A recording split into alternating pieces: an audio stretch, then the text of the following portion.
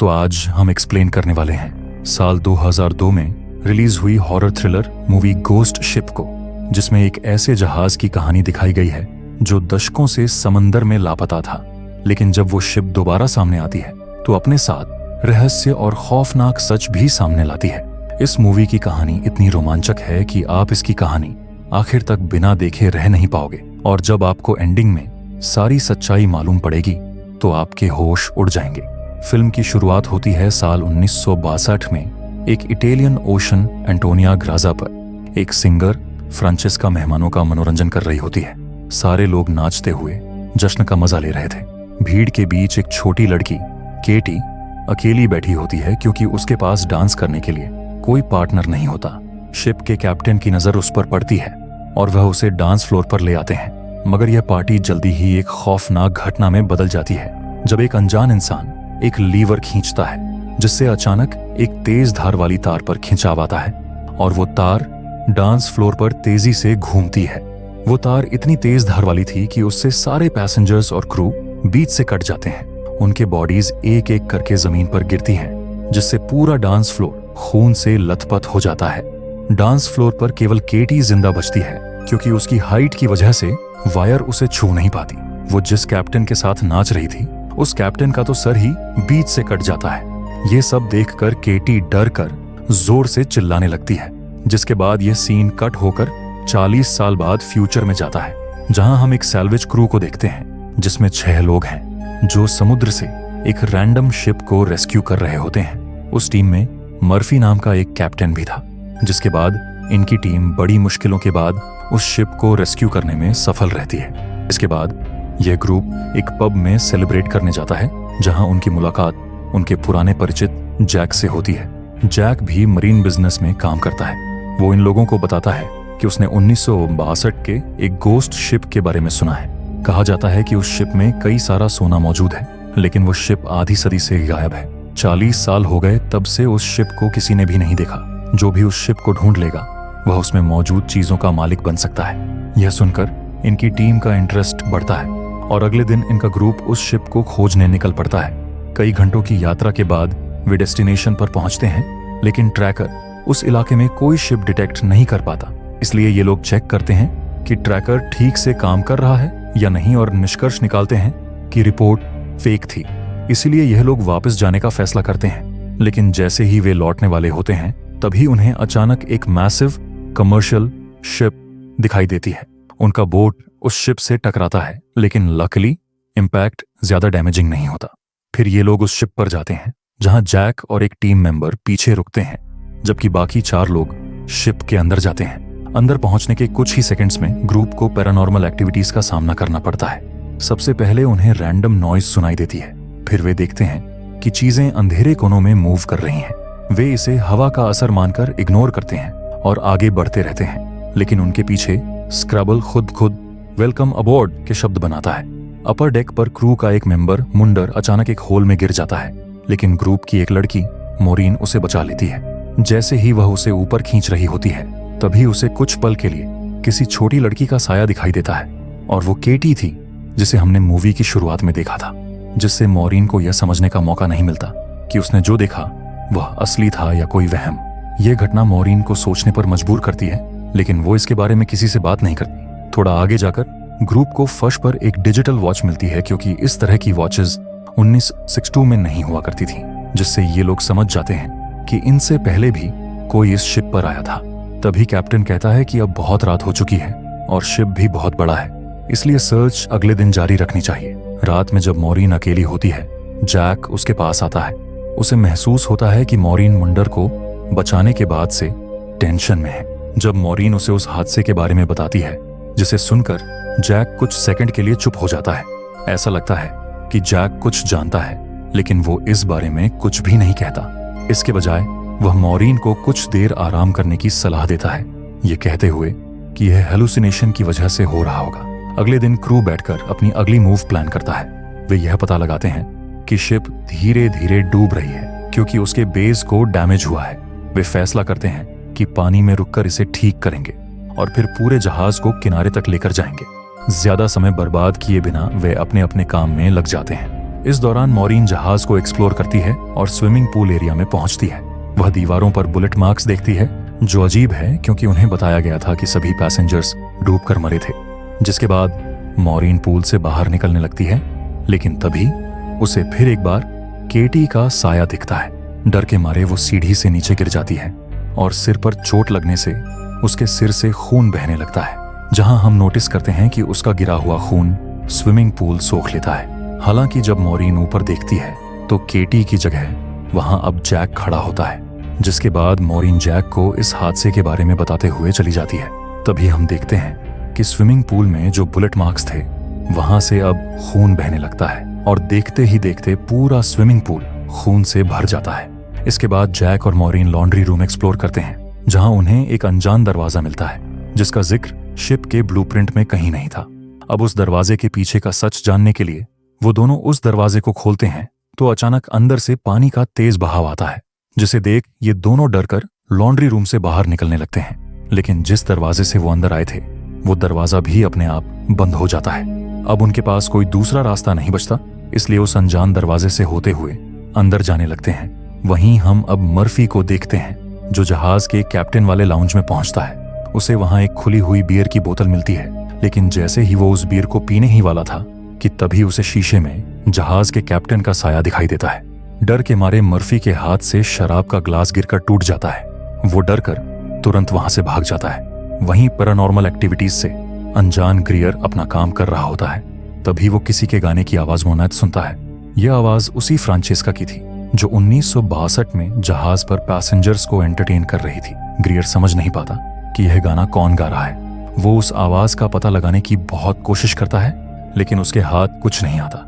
इसके बाद हम मॉरीन और जैक को देखते हैं, जो अब आगे बढ़ते हुए एक कैबिन में पहुंचते हैं, जहां उनकी नजर वहां रखे कुछ लकड़ी के बॉक्सेस पर जाती है।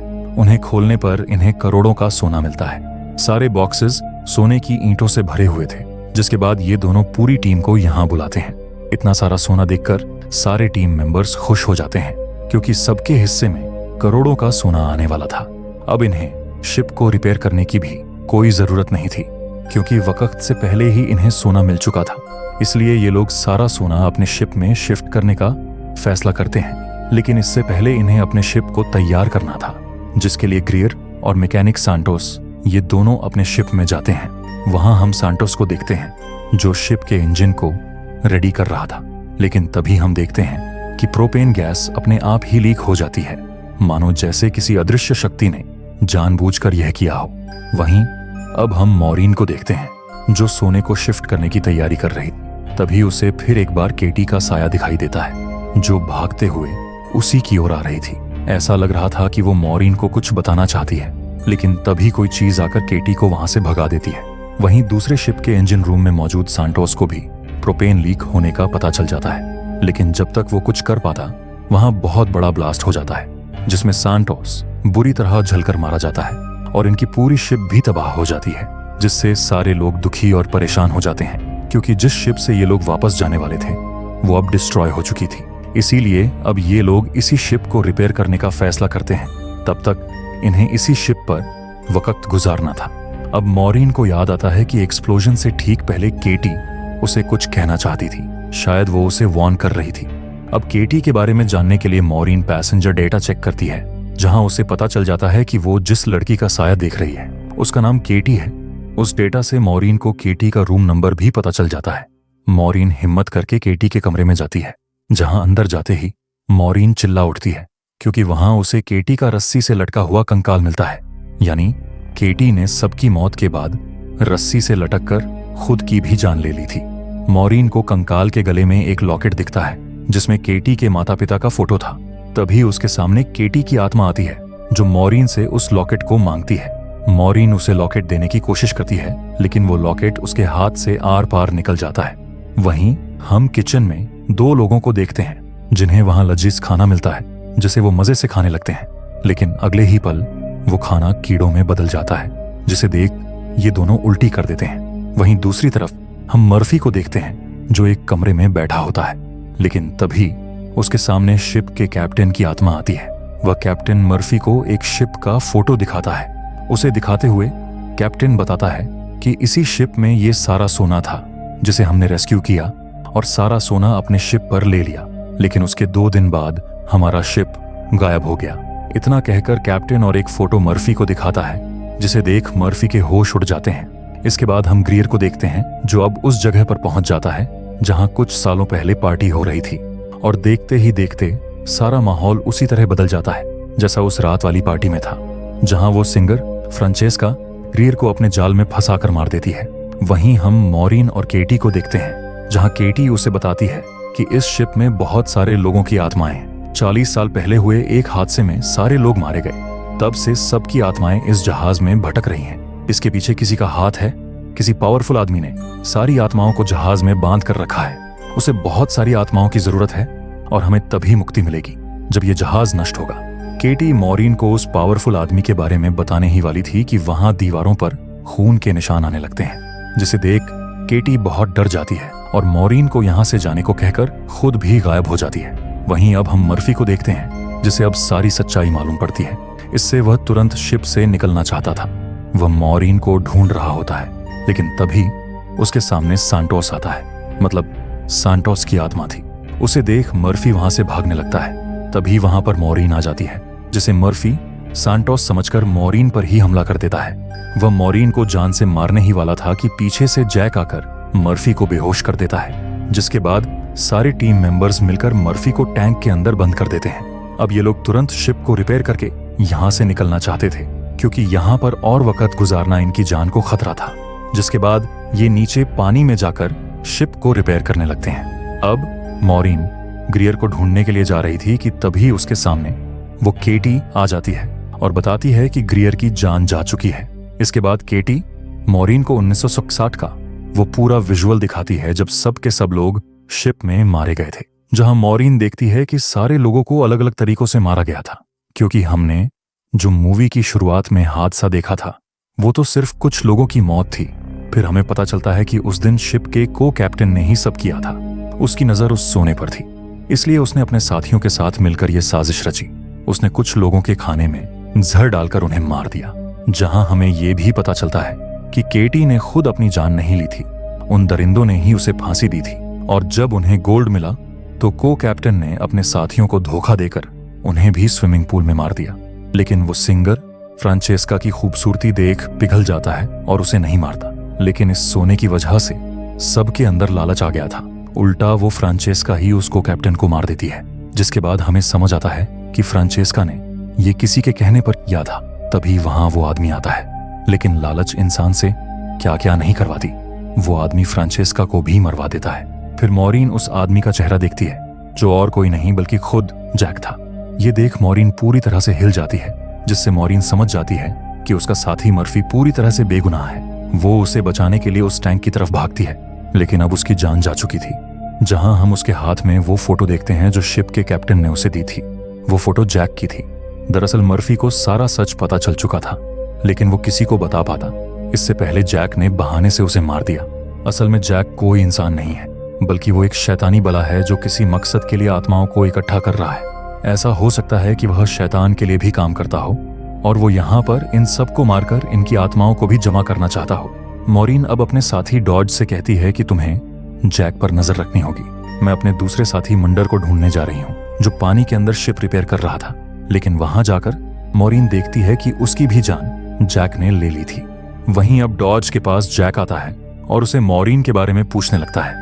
लेकिन अब डॉज को भी जैक की सच्चाई पता थी, इसलिए वो डरकर जैक को गोलियों से भून देता है। डॉज उसे मरा हुआ समझकर मॉरीन के पास जाने लगता है। वहीं मॉरीन अब इस शिप को ब्लास्ट करने के लिए सारी ओर बॉम्ब लगा देती है। तभी वहां डॉज आता है और उसे बताता है कि मैंने जैक को मार दिया है। अब तुम्हें शिप को ब्लास्ट करने की कोई भी जरूरत नहीं है। अब हम दोनों इस सोने को लेकर आराम से जिंदगी बिताएंगे। लेकिन मॉरीन को कुछ अजीब लगता है। वो कहती है कि तुमने मुझसे मंडर के बारे में अभी तक क्यों नहीं पूछा कि वो जिंदा है कि नहीं। तब हमें पता चलता है कि वो डॉज के रूप में जैक था, मतलब डॉज को भी जैक ने मार दिया। इसके बाद जैक कहता है कि मैं आत्माओं को इकट्ठा करता हूँ। मैं इन आत्माओं की मदद से बहुत ज्यादा शक्तिशाली हो जाऊंगा। मेरे पास दुनिया की अनंत शक्ति होगी, जिसके लिए इस शिप का होना बहुत जरूरी है। लेकिन मॉरीन उसकी बात नहीं मानती, इसलिए जैक उस पर हमला कर देता है, जिसमें वो दोनों पानी में गिर जाते हैं और उन दोनों में हाथापाई होने लगती है। जिस दौरान मॉरीन जैक के पैर में एरो घुसा देती है और उसी एरो से रिमोट पर निशाना लगाकर एक्सप्लोजन बटन दबा देती है, जिससे शिप में बहुत बड़ा ब्लास्ट हो जाता है।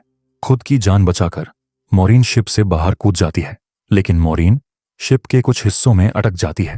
तभी केटी आकर उसे बाहर निकलने का रास्ता दिखाती है। इसके बाद मॉरीन वहां से निकलने लगती है, जिस दौरान वो देखती है कि शिप में मौजूद सारी आत्माएं मुक्त हो चुकी थीं। दरअसल सारी आत्माएं जैक की गुलाम थीं। उसने सबके हाथों में कुछ जादुई निशान बनाए थे, जिससे सबकी आत्माएं जैक के काबू में थीं। लेकिन केटी की आत्मा एक पवित्र आत्मा थी।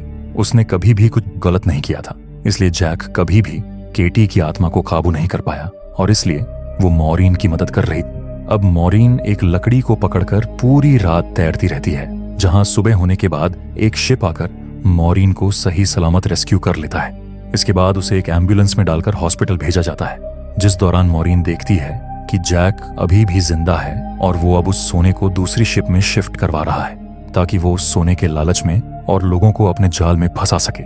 उसे देख मॉरीन जोर से चिल्लाने लगती है और इसी सस्पेंस के साथ ये मूवी यहीं पर खत्म हो जाती है। इसके आगे क्या होता है हम पार्ट 2 में देखेंगे।